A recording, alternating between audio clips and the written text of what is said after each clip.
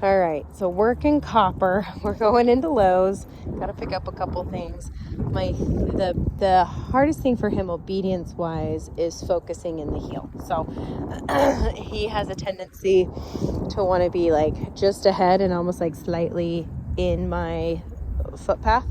So I should be able to walk straight, and he be alongside me and catering to my space. So if he's bumping me, I'm starting to tap on the e-collar, and I'm low. I'm only on a 9. But I'm starting to have him yield to the pressure versus like hitting my leg and then not paying attention because he's too busy watching other things. And so this is just where the heel work is now going from not only position, but a little bit more focus from you, Copper. I don't necessarily need him to stare at me the whole time we're walking, or even totally not see things in his environment. I just don't want him lingering on stuff. I actually think that's where a lot of his, if he barks, that's where it's coming from, is he's like lingering on it. And so I saw it a little bit the other day with some people on our walk, is they were carrying stuff and he was weirded out by it. And so I turned into him, made him yield, and he immediately quit barking. So barking is just a symptom. We can correct the symptom. We can tell him no and make sure he understands like that's not an appropriate behavior in general. But with him, I think he gets out in public.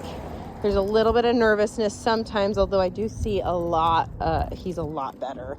But he still gets kind of adrenalized and a little frantic. And so I'm taking the time before we go in to the store to prime him. This is probably what I'll do in the appointment on Monday, is spend some time out in the parking lot of the office and just getting him in work mode. He's so excited to go places. He loves going in the car with me. He gets jealous if I take another dog and he's not a part of it. He's very happy and eager, and that's just part of his personality, which I love because he's so much fun in that way. But we just want to make sure that that excitement isn't leading to his inability to think. And so we've even got some other dogs we're going to pass here, right here.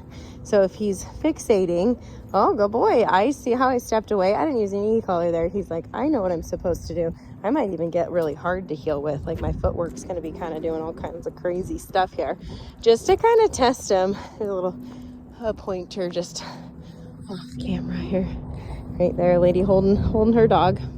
And so neutral dog is a safe dog, no matter what the dog is being trained for. So if I have a dog that's really social and wants to go up and say hi to everything, not always safe, because they're more prone to run across the street, more prone to be reactive, more prone to just jumping and hurting themselves on the leash or hurting you. So I'm getting harder to heel with as we're getting closer to the store, and he's doing it. I haven't actually pressed the button in the last couple of seconds, so he says, I know what I'm supposed to do, but it's because I've pressed the button in the past where he knows like the e-collar is about to come on. If you're not, getting your butt in position, he's like, oh, I better hurry.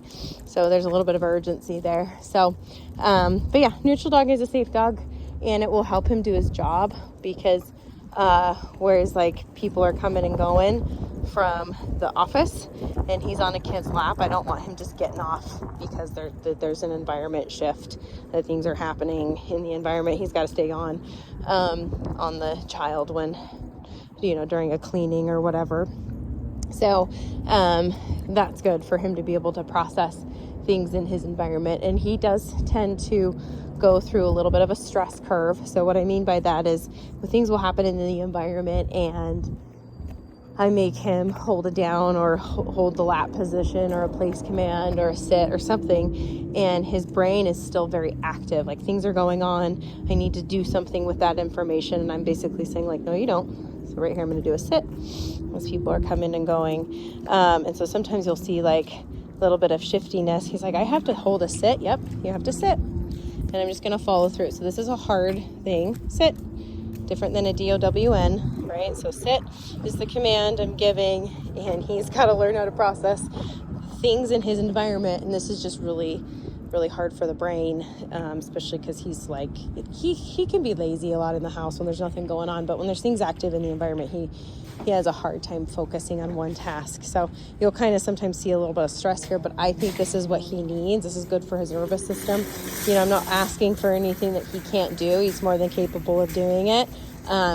This is where the accountability comes in. If I'm going to hold you accountable for sitting still, I'm going to give you a clear command so you know what you're supposed to be doing. It's not just not reacting. Now he's going to start to pant because this is yawning. That's all part of like, I got stressed. You followed through when I got squirrely, and now I have to kind of sit with it. But this is really good for the nervous system. We've done tons of studies on this, even in humans. So this is really good for him to work through, and it ultimately strengthens his ability to process stress in any aspect, which his job is going to have some stress. We obviously want him to enjoy it, and he does love the kids, and so he's got that going for him, but there's going to be times where it's hard and he doesn't always want to. So this is going to be just build a little bit of resiliency. Sometimes I can see with him, he would prefer to have me allow some learned helplessness. Even puppy passing right there. But boy, where he's like, I can't do it, it's too hard. My kids do this, and it's like, you're more than capable, you can do it. So really good to build resilience in our dogs. Obviously I want to be fair, and if he didn't know how to hold this, I wouldn't hold him accountable, but he does at this point, so he can do it as people are entering and leaving lows. Good job, buddy. Doing good. Oh boy.